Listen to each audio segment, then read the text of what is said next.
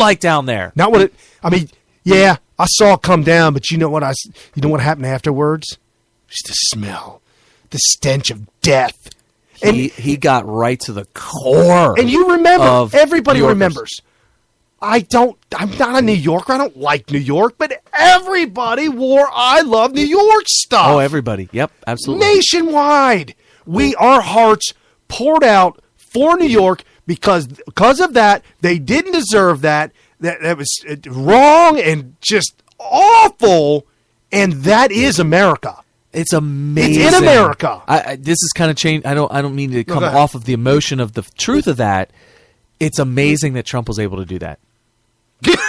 Yeah, it's just absolutely I don't know where brilliant. he pulled it out from, but he was but like, you're right. He was said like, New Yorkers come together when they need it. If I look at it from a huge macrospective point of view, just a big picture, and I'm just looking down on these two Goliaths going head to head like this, it's like Cruz tapped into the belief system of so many people in America that these nasty communist liberals that all sip their lattes next to Central Park in New York, and everybody's like, yeah, those commies in New York, and I can call them commies. They elected a commie, right? And then Trump's like, oh yeah, well I'm going to tap into the rest of America too, and he pulls into the emotion of not just New Yorkers because. Sure, that's obvious. You live in New York, you remember 9/11, and you're going to really... Well, and it instantly invoked... I mean, folks, Carrie and I are no spring chickens. We're in our 30s. But I was 25 when the World Trade Center... That's what I'm saying. Trump is talking directly to our generation. Who was there watching it go down in real time. We were there. We were old enough to know. We were old enough to live through it. We were already at voting age... voting people in and out. We were there. We were able to talk to our parents, some of my grandparents who are dead now, talking to them about it. It's us. And my dad, your dad, they're a voting age. That's that generation that's still alive. They were there. Right. I mean, I think that between the two, just the X's and O's here of the debate, trying to win points with the most amount of people. I mean, Trump kind of trounced him on this, on something that looked like a layup. Yes. He was like, here comes Cruz coming down the court, unopposed. He's going up for an easy layup. Didn't see that Trump was already airborne. Whoa! Swatted it against the backboard, went flying back. Cruz misses the layup. Bad Got news. stuffed. So what were you going to say? So what did Glenn Beck say? So Glenn Beck, full disclosure, Glenn Beck hates Trump. No, really. What is he? Tell me how Glenn Beck really feels about Donald J. Trump. He really, truly hates him. I mean, really hates him. He hates him so much that he attacks his current gorgeous wife. That's right. I forgot about that. It said she was a paid adult actor, but I'm using gentle words because children are listening. Right. So, yes, that's how much he hates him. But also, it's a two-sided sword with Glenn Beck. On one sword or one blade, he hates Trump. Absolutely hates him. On the other edge, he has a particular love for Cruz. Wow. So it's not like, oh, well, I just don't like Trump. I'll take anybody else, just not Trump. It's not that. It's part of it. It's half of it. The other half of it is how much he loves Cruz. He thinks he's just the greatest. So, of course, he devoted his entire show after the debate, the next day, on how him pulling that 9/11 card was just despicable. He spent a good, solid portion. He thought it was despicable. And he rightly points out that he's not really answering the question. No, of course not. But that's politics. Well, not only that, but I just told you right now what he did. Yes. Cruz was getting the entire country to agree with him on something. And Trump was successfully able to take the exact same people that were saying, yeah, Cruz is right, Cruz is right. What usually happens in politics, in debates? This is what usually happens. You got, let's say, the general election.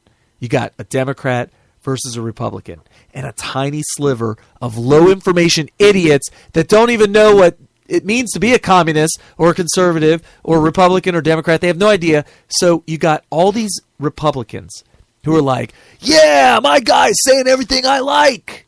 And then on the Democrat side, all the Democrats are saying, yeah, my guy's saying all the things that I like. And the other guy, he's saying all the stupid stuff that I disagree with. And then you got the idiots in the middle that are like, well, I guess the one sounded a little bit better than the other. And then then the election goes down. Right. This is different. You got people that are like, I like a lot of things about Cruz, and I like a lot of things about Trump. And on one side, Trump or Cruz sucks you in and it's like, yeah, those New Yorkers, they're just a bunch of commies. And that's what he got the whole country to do, right? Then all of a sudden, Trump comes along. The same people Cruz was just talking to was like, yeah, that's right. I remember 9/11. And you know what? We did wear I Love New Yorker shirts on. And I do remember doing that. And I do disagree that they should, Trump did this. He did. Hey, is this thing on? All right, folks. I'm going to bring it down. Just a little bit. Bring it down shotgun style. I'm gonna talk to you about something. Yeah, it's gonna be emotional. But you're gonna be angry at the end. Did you understand why? Like you did that whole let me talk to you. It started out slow and low. He did a Joe Biden. And he crescendoed at the end. Yeah. Oh, it was something. It was a sight to behold. Yeah. No, absolutely. So some of the numbers. Let's talk about some of the numbers real quick. Okay. Because numbers have been thrown around. When it comes to Trump versus Cruz in Iowa, I said earlier, 31-29, but it's within the 4-point margin of error. Ted Cruz outperforms Trump among college-educated people with incomes between 50 and 100,000. Oh, yeah. Outperforms Trump with college-educated people between $50,000 and $100,000 a year who consider themselves very conservative. On the flip side, this is what I find very, very interesting. Trump did better among those without college degrees who make less than $50,000 and more than $100,000. Ooh, that is interesting. More than 100 and less than 50. So if there's 3 different groups, he's got 2 out of 3. It reminds me of what I wanted to talk to. You remember when Paul Ryan came into town and we listened to his stump speech? Just stumping. Yeah. We put our ear up against his stump. And we found out that he was very conservative, and now we know how much of a liar he is. But I remember they were going around and they were asking people to raise their hand and they can call on him and they can ask questions. And this is the question I wanted to ask him. This is really important, and I remember it from all that time ago because of what you just said about the upper income and lower income, like people below, would you say below 40,000? 50, below 50 and above 100. Okay. I wanted to point out to Paul Ryan that I got a problem, and I'm sure I'm not alone. There's probably a large population of people that have this problem, where we make too much money to qualify for government assistance, but I don't make enough money to start dumping it into the stock market, which is going gangbusters. I'm stuck in the middle. I'm screwed. Right. You know, if I was wealthy, like our parents, they can dump a lot of extra, just tons of extra money into the stock market, and it just balloons up, and then they make a ton of money through dividends and capital gains. And then you got the really poor people who are just like, I don't need a job. I get this government check. And I don't qualify for none of that. Not the rich stuff or the poor stuff.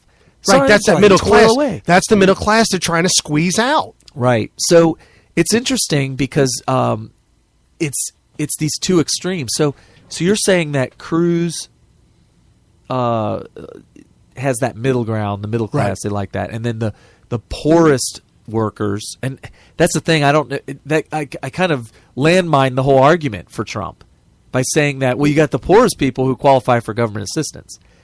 And you got the richest people who can make money off of the stock market because they can just reinvest and live off of capital gains and stuff. Well, if you're making $50,000 or less, say between $30,000 and $50,000, you're not probably qualifying for.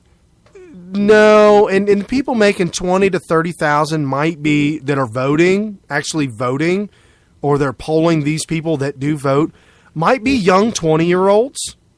That type of thing. And then the people in making 35, 45, up to 50 might be those young couples that are just starting out in life in their 20s and 30s. Uh-huh.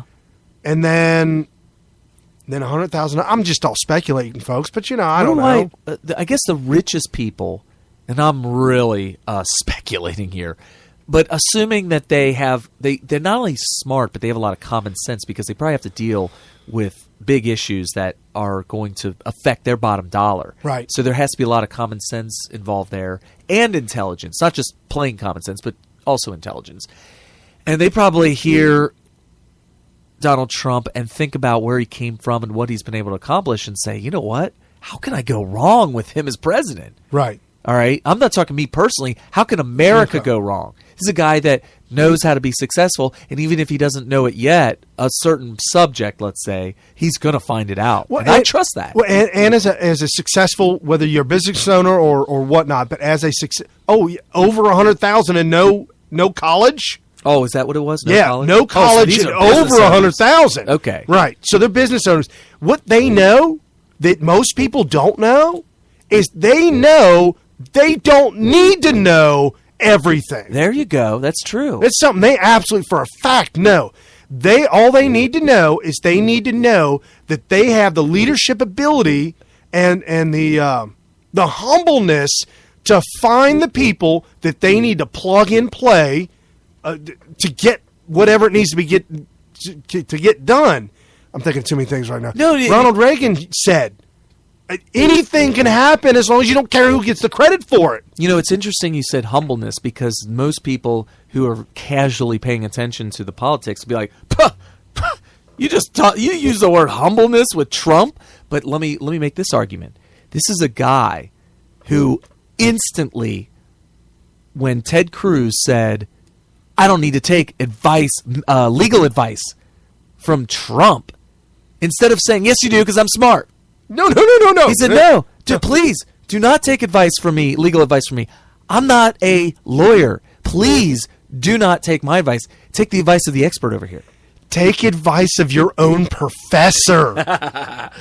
Yikes. So there is a measure of humbleness there. Absolutely. If he was as egotistical as the media would let you believe or lead you to believe, then he wouldn't have said that.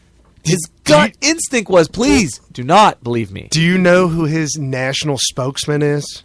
Have you seen her? I don't remember her name, but I've seen her. She's this very thin, tiny girl that's, I'm not sure if she's black or if she's Indian or like kind of a mixture of both. Or You're saying she's exotic. Ooh, yeah, that's exactly what I'm saying. There's no doubt about it. And she is a firestorm. What do you mean she's a whippersnapper? She's a firecracker. Oh, she's a firecracker. There is no question about it. She's got a lot of confidence. And she's able to hold her own. I've seen her many times in different interviews against some of the libs that she's on the panel with, talking about Trump, especially the whole thing about the Muslim thing. And she just kept interrupting. No. Wrong. Trump didn't say that. He didn't say, you're misrepresented. You're misrepresented. Alert. Right. And so she really held his, my whole point of that is, in order for Trump in his campaign we need a cough button. to go down that road with somebody who might not look the muscle-bound part of a big, strong campaign, national campaign spokesman. You might want somebody tall, somebody big, that looks. You would not think she'd look the part, but when she starts to talk, you know she's got the part. My point being is that it takes a bit of humility to say, you know what, this kid's got it, regardless of what they look like, regardless of their gender, regardless of whatever. She's got it. I almost feel like if you compare Trump's camp and of course I'm speculating, but the way it's running, my gosh.